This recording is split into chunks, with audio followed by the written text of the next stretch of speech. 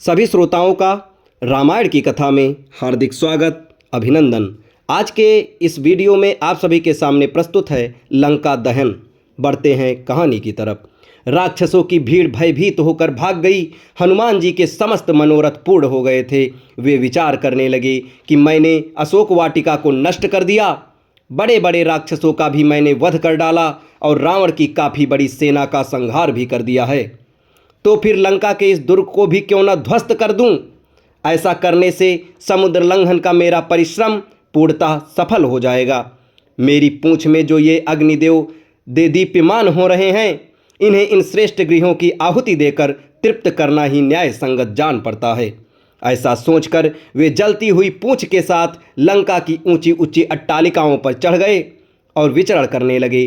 घूमते घूमते वायु के समान बलवान और महान वेगशाली हनुमान जी उछलकर प्रहस्त के महल पर जा पहुँचे और उसमें आग लगा दी और आग लगाकर महापार्श्व के घर पर कूद गए तथा उसमें भी कालाग्नि की ज्वाला को फैला दिया। तत्पश्चात महातेजस्वी महाकपि ने क्रमशः वज्रदंष्ट, सुक, सारण, मेघनाथ, जम्बुवाली, सुमाली, शोणिताक्ष, कुंभकर्ण, नरांतक, यज्ञशत्रु, ब्रह्मशत्रु आदि प्रमुख राक्षसों के भवनों को अग्नि की भेंट चढ़ा दिया।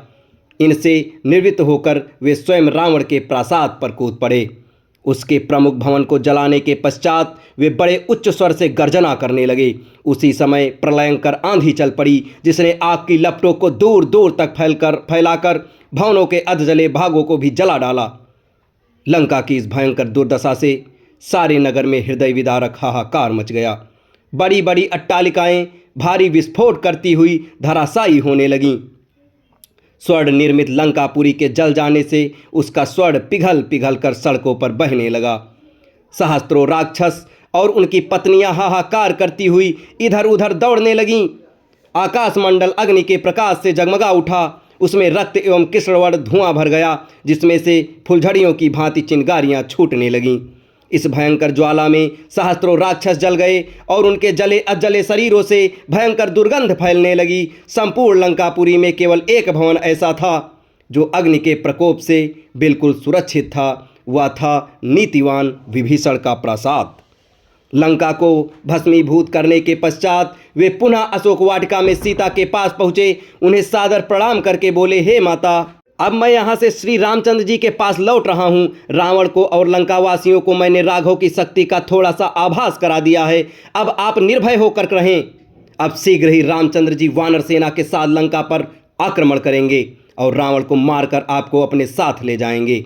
अब मुझे आज्ञा दें ताकि मैं लौटकर आपका शुभ संदेश श्री रामचंद्र जी को सुनाऊं, जिससे वे आपको छुड़ाने की व्यवस्था करें। ये कहकर और सीता जी को धैर्य बंधाकर हनुमान अपने कटक की ओर चल पड़े। जनक नंदिनी से विदा लेकर तीव्र वेग से विशाल सागर को पार करते हुए हनुमान जी वापस सागर के उस तट पर पहुंच गए जहां असंख्य वानर जामवंत के और अंगद के साथ उनकी प्रतीक्षा में आंखें बिछाए बैठे हुए थे। अपने साथियों को देखकर हनुमान ने आक्रोश में ही भयंकर गर्जना की, जिसे सुनकर जामवंत ने प्रसन्नतापूर्वक कहा, मित्रों, हनुमान की इस गर्जना से प्रतीत होता है कि वे अपने उद्देश्य में सफल होकर लौटे हैं। इसलिए हमें खड़े होकर हर्ष ध्वनि के साथ उनका स्वागत करना चाहिए।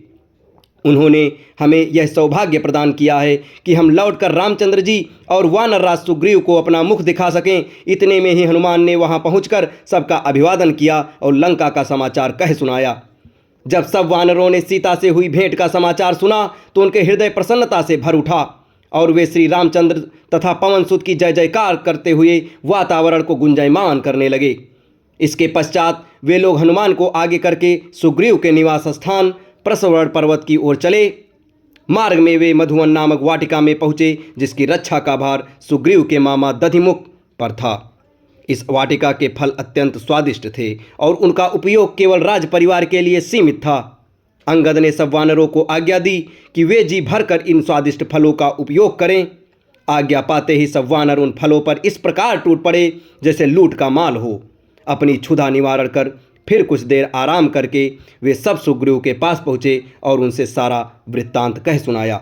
अब इसके आगे की कथा आपको अगले वीडियो में बताई जाएगी। तब तक हमारे साथ बने रहें। धन्यवाद। जय श्री राम।